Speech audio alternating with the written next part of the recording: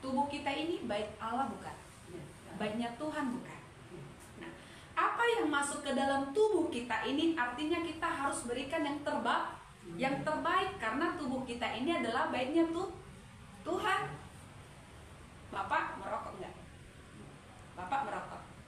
Ya. Nah, jadi ketika kita bilang tubuh kita ini baitnya Tuhan, artinya kita harus bersihkan dari hal-hal yang tidak berkenan di hadapan Tuhan.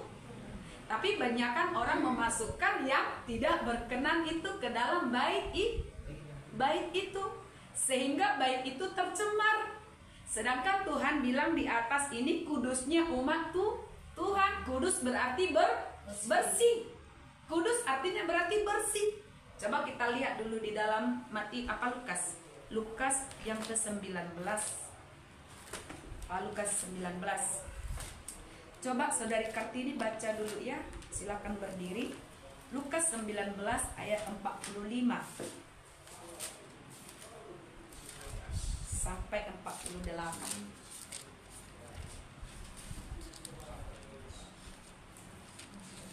Lukas 19 ayat 45 sampai 48. Demikian firman Tuhan. Lalu Yesus masuk ke bait Allah dan mulailah ia mengusir semua pedagang di situ.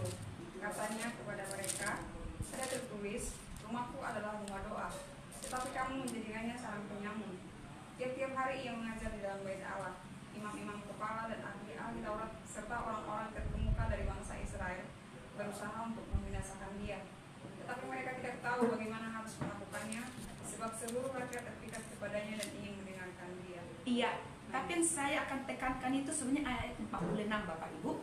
Katanya kepada mereka, ada tertulis, rumahku adalah rumah doa, tetapi kamu menjadikannya sarang penyamun. Kalau pada saat itu Tuhan Yesus melihat di mana bait Allah dijadikan oleh orang-orang saat itu menjadi tempat berdagang atau berjual beli, ya kan? Dia marah. Hanya pada saat itu loh dia marah sekali, sangat marah. Karena dibilang rumahku adalah rumah doa, tapi mereka menjadikan rumah itu menjadi sarang penyamun. Dia marah sekali, sangat marah. Marah sekali. Nah, jadi kalau yang saat ini rumah doa yang seharusnya, yang sebenarnya untuk saat ini di dalam kehidupan kita bukan gereja. Karena gereja itu dia bisa sewaktu-waktu runtuh karena apa? Gempa bumi, karena tsunami atau karena puting beliung. Runtuh, dibangun, runtuh, dibangun. Tapi yang sesungguhnya rumahnya Tuhan itu adalah tubuhnya setiap manusia. Tapi banyakkan orang menjadikan rumah itu menjadi sarang penyamun. Bapak Ibu tahu kan ciri-ciri penyamun itu bagaimana? Penyamun itu adalah penjahat, di mana di dalam kehidupannya hanyalah jahat-jahat, yang jahat, yang dosa. Seperti itu. Jadi contoh nih kan, penjahat. Kalau penjahat kan berarti bisa disebutkan dia pencuri, perampok, pembunuh, pezina, pejudi, pemabuk, ya kan? Terus banyak lagi. Kalau contoh nih kan, kita ambil contohnya. Kita masukkan ke sini judi, kita masukkan ke sini kemabukan, apalagi zina, semua dimasukin ke sini. Dijadikan jadi sarang apa? Penyamun. Tubuh ini dijadikan jadi sarang penyamun. Bayangin, Tuhan Yesus ketika melihat tubuh kita dijadikan jadi sarang penyamun, betapa dia marah. Apalagi dia persembahkan tubuhnya kepada Allah yang lain, percaya kepada Allah yang lain. Itu lebih parah lagi, lebih dibenci sama Tuhan, sampai dia menduakan Tuhan. Makanya di dalam Imamat 20 ayat 6 sampai 8. Oke? Sudah? Satu? Sudah? Sudah ketemu, katakan amin. Amin. 1, 2, 3 ya. Orang yang berpaling kepada arwah atau kepada roh-roh peramal, yakni yang berzina dengan bertanya kepada mereka, aku sendiri akan menentang orang itu dan melenyapkan dia dari tengah-tengah bangsanya. maka kamu harus menguduskan dirimu, dan kuduslah kamu, sebab akulah Tuhan Allahmu. Demikianlah kamu harus berpegang pada ketetapanku dan melakukannya. Akulah Tuhan yang menguduskan kamu. Banyak agama mereka menyebutkan Tuhan terhadap yang mereka sembah, tetapi sesungguhnya iblis itu menyerupai dewa-dewa atau Allah-Allah mereka untuk membuat mereka agar nggak percaya kepada Tuhan Yesus. Ya.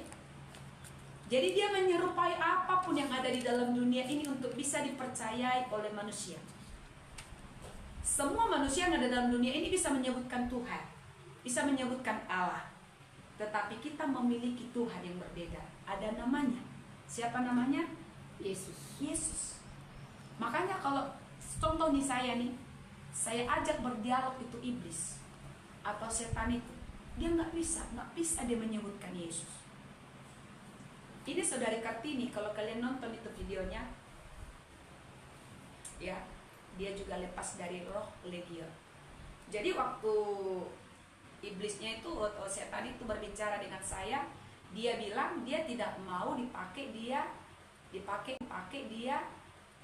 oleh Allah yang Maha Kuasa. Dia nggak bisa sebutin Yesus. Tapi dia bilang Allah yang Maha Kuasa. Karena orang nggak percaya kepada Tuhan Yesus juga panggil Allah yang Maha Kuasa. Ngerti maksudnya? Paham maksudnya? Tapi yang membedakan kita dengan mereka ada nama Tuhan kita. Siapa? Yesus. Itu yang makanya ketika orang didoakan itu hanya dipanggil di dalam nama Tuhan Yesus, nggak ada nama lain. Makanya di dalam Kisah Para Rasul, coba kita lihat Kisah Para Rasul 4 ayat 12. Nggak ada nama yang lain selain di dalam nama Dia. Makanya ketika kita mengusir setan, kita hanya berdoa di dalam nama Yesus. Nggak ada, hanya di dalam nama Yesus.